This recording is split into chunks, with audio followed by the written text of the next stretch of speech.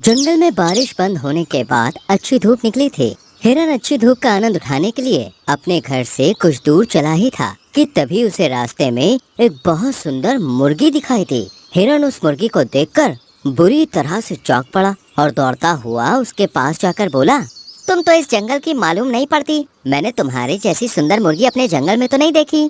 तुमने बिल्कुल सही कहा सुंदर हिरन, मैं इस जंगल की नहीं हूँ, मैं बहुत दूर से आई हूँ। बहुत दूर से आई हो? मैं कुछ समझा नहीं। मेरा जंगल दूसरे देश में है। मैं एक बहुत ही खास समुदाय से ताल्लुक रखने वाली मुर्गी हूँ। तो क्या इस बात को हमारे जंगल का राजा शेर जानता है?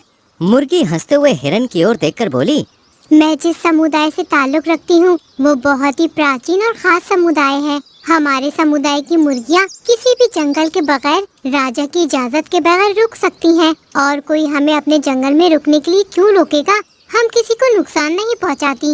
इतना बोलकर मुर्गी आगे बढ़ गई, मगर वो नहीं जानती थी कि उसकी इस बात को ब्लैक बर्ड बहुत ही गौर से सुन रही थी। ब्लैक बर्ड उस मुर्गी को बहुत ही गौर से देखते हुए बोली, ये तो प्राचीन समुदाय से ताल्लुक रखने वाली मुर्गी है। मैंने सुना है कि साल में 3 दिन ये अपनी जुबान से जो भी बोलती है वो सच हो जाता है और ये समय तब शुरू होता है जब बारिश का महीना खत्म होने वाला होता है। मुझे इस बात का फायदा उठाना चाहिए। इतना बोलकर ब्लैक बर्ड सीधी उड़ती हुई उस मुर्गी के पास जाकर बोली, क्या तुम मुझसे दोस्ती करोगी? हाँ, मुझे दोस्ती करना अच्छा लगता है, लेकिन क्या तुम मुझे जानती हो? नहीं, मैं तुम्हें पर्सनली तो नहीं जानती, लेकिन इतना मैं जानती हूँ कि तुम बहुत ही खास समुदाय से ताल्लुक रखने वाली हो। तुम जिस समुदाय से हो उस समुदाय की इज्जत जंगल का हर राजा करता है और तुम कभी किसी को नुकसान नहीं पहुँचाती। ये सुनकर मुर्गी खुश हो गई। तुम तो मेरे बारे में बहुत कुछ जानती हो। मैं भी तुम्हारे साथ साथ आगे आगे चलती हूँ। मुर्गी ब्लैक बर्ड के संग कुछ दूर चली ही थी कि तभी वहाँ पर रानू चिड़िया आ गई और उस मुर्गी की ओर देखकर बोली, तुम्हें इस ब्लैक बर्ड की बातों में नहीं आना चाहिए। शायद इसने तुम्हें पूरी बात नहीं बताई। ये मेरी दोस्त है, इसने मुझे बताया कि मैं कितनी शक्तिशाली हूँ। मेरे रास्ते से हट जाओ, नहीं तो मैं अपनी जुबान से तुम्हारे खिलाफ उल्टे सीधे शब्द निकाल दूंगी। फिर मत कहना कि ये क्या हुआ। फिर रानू चिड़िया मौके की नजाकत देखकर वहाँ से चली गई। ब्लैक बर्ड मुर्गी के साथ आधे दिन तक घूमती रही। दोपहर के समय ब्लैक बर्ड मुर्गी से बोली, मेरा आम खाने का बहुत मन कर रहा है। अब इसमें तो मैं तुम्हारी कोई मदद नहीं कर सकती। आम तो पेड़ की डाली पर लटके हैं और मैं इतना ऊंचा नहीं उड़ सकती। शायद तुम नहीं जानती, अगर तुम अपनी जुबान से कहोगी कि आम का गुच्छा नीचे गिर जाए तो गिर जाएगा। क्या मतलब? ऐसे कैसे हो सकता है? ऐसा मुमकिन नहीं। शायद तुम्हें अपनी शक्ति का ज्ञान ही नहीं है। अगर तुम्हें विश्वास नहीं होता तो ऐसा करके देख लो। मुर्गी ने ठीक वैसा ही किया। अगले पल आम का गुच्छा जमीन पर गिर पड़ा। ये देखकर मुर्गी विश्वास भरी नजरों से आम के गिरे हुए गुच्छे को देखने लगी। शायद तुम्हारे समुदाय और परिवार लोगों ने तुम्हें बताया नहीं कि तुम मुर्गियों में एक बहुत सी खास शक्ति होती है। तुम जो बोलती हो वो सच हो जाता है और उसके बावजूद भी तुम सबसे कमजोर प्राणी हो, जबकि जंगल का सबसे ताकतवर प्राणी तुम्हारी समुदाय की मुर्गियों को माना जाना चाहिए। तभी वहाँ पर उछाल मारता हुआ बंदर आ गया और क्रोधित नजरों से उस मुर्गी की ओर देखकर बोला, तुम्हारी हिम्मत कैसे हुई इस आम के गुच्छे को तोड़ने की? क्या तुम्हें पता नहीं कि इस पेड़ पर मेरा अधिकार है और तुम तो इस जंगल की भी नहीं लगती। ये सुनकर मुर्गी को पता नहीं क्यों गुस्सा आ गया। क्या तुम यहाँ के राजा हो क्या? अरे इस पेड़ पर यहाँ के सभी पक्षी और जानवरों का अधिकार है। तुम कैसे कह सकते हो कि इस पेड़ पर सिर्फ तुम्हारा ही अधिकार है? क्या इस पर लगे हुए आम सिर्फ तुम ही खाओगी? हाँ, मैं ही खाऊंगा और मुझसे ज्यादा उलझने की जरूरत नहीं है। तुम शायद मुझे जानती नहीं हो। मैं अपने से कमजोर प्राणियों को बहुत जल्दी अपना पंजा मारकर घायल कर देता हूँ और तुम तो वैसे भी मेरे जंगल की हो ही नहीं। बंदर की बात सुनकर मुर्गी गुस्से से जाने ही वाली थी कि तभी ब्लैक बर्ड मुर्गी से बोली, तुम इसे सबक क्यों नहीं सिखाती हो? मैं भला सबक कैसे सिखा सकती हूँ? भूलो मत, कुछ देर पहले तुमने अपने शब्दों के द्वारा ही आम के गुच्छे को तोड़ दिया था। तब इस बंदर की इतनी हिम्मत थी, ये तुमसे इतनी बदतमीजी से बात कर रहा है और तुम उससे कुछ कह ही नहीं रही। ब्लैक बर्ड की बात सुनकर मुर्गी उसकी बातों में आ गई और बंदर की ओर देखकर बोली, बंदर तुम बहुत बदतमीज हो। अगर तुम्हारी इसी वक्त टांग टूट जाती तो कितना अच्छा होता।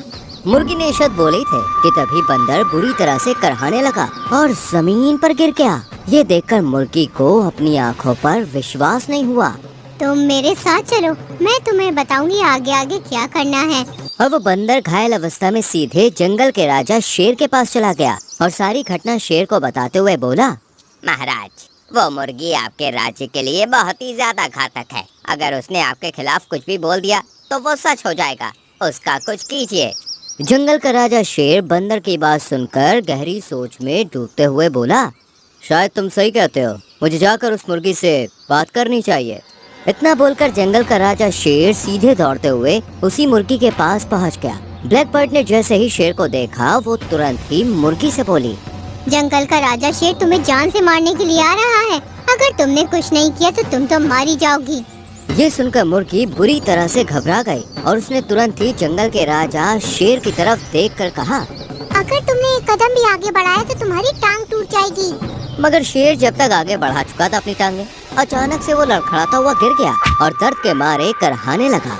उसे देखकर जंगल में अफरा तफरी मच गई। उस दृश्य को हिरन भी देख रहा था। वो डर की वजह से वहाँ से भागने लगा। वहीं दूसरी ओर रानू चिड़िया मीनू मौसी के साथ अच्छे मौसम का लुत्फ उठा रही थी। तभी एक हिरन घबराया हुआ वहाँ आकर बुरी तरह से हाँफने लगा। रानू चिड़िया तुरंत ही हिरन से बोली, क्या हुआ हिरन, तुम इतने घबराए हुए क्यों हो? आज तो जंगल में अच्छी धूप भी निकली है और हवा भी अच्छी चल रही है। जो बात मैं बताने वाला हूँ उसे सुनकर तुम भी घबरा जाओगी रानू। ऐसी कौन सी बात है? तुम्हें पता है हमारे जंगल के राजा शेर की टांग टूट गई है और वो दर्द से बुरी तरह से करहा रहा है। ये सुनकर मीनू मौसी बुरी तरह से चौंक पड़ी।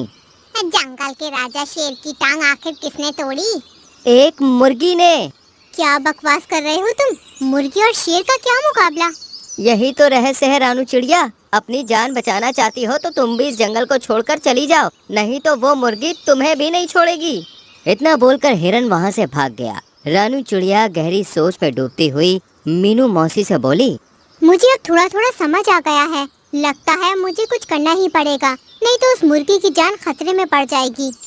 वहीं दूसरी ओर जंगल का राजा शेर क्रोध भरी नजरों से मुर्गी को देखने लगा। तभी ब्लैक बर्ड मुर्गी से बोली, जंगल के राजा शेर को जिंदा छोड़ना मूर्खता होगी। मुर्गी अपनी जुबान से जल्दी से शब्द निकालो कि जंगल का राजा शेर यहीं मर जाए। तभी वहाँ पर रानू चिड़िया मौसी के साथ उड़ती हुई आई और मुर्गी की ओर देखकर बोली, ऐसा भूल कर भी मत करना मुर्गी। तुम शायद नहीं जानती कि ब्लैक बर्ड तुम्हारी ताकत का नाजायज फायदा उठा रही है। ये तुम्हारी दोस्त नहीं बल्कि दुश्मन है। हमारे जंगल के राजा शेर तो तुम्हारे समुदाय के लोगों का बहुत सम्मान करते हैं। अगर ऐसी बात है तो फिर ये मुझे जान से मारने के लिए क्यों आ रहे थे?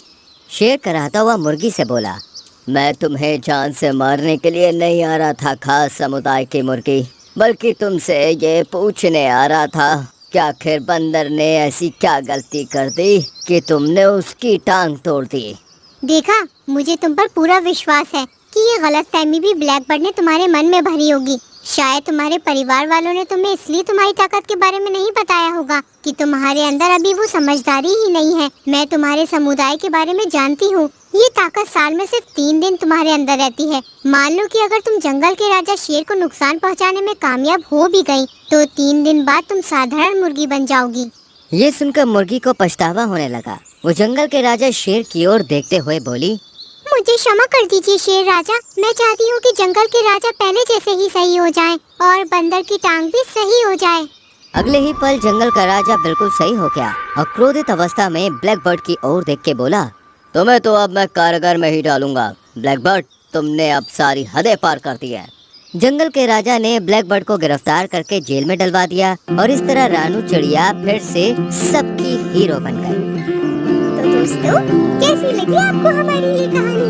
अगर कहानी अच्छी लगी हो तो वीडियो को लाइक कीजिएगा, चैनल को सब्सक्राइब कीजिएगा और हाँ, कहानी अपने दोस्तों के साथ शेयर करना तो बिल्कुल मत भूलिएगा। मैं आपको मिलूंगी अगले वीडियो में किसी नई कहानी, नई सीख के साथ। तब तक के लिए बाय बाय।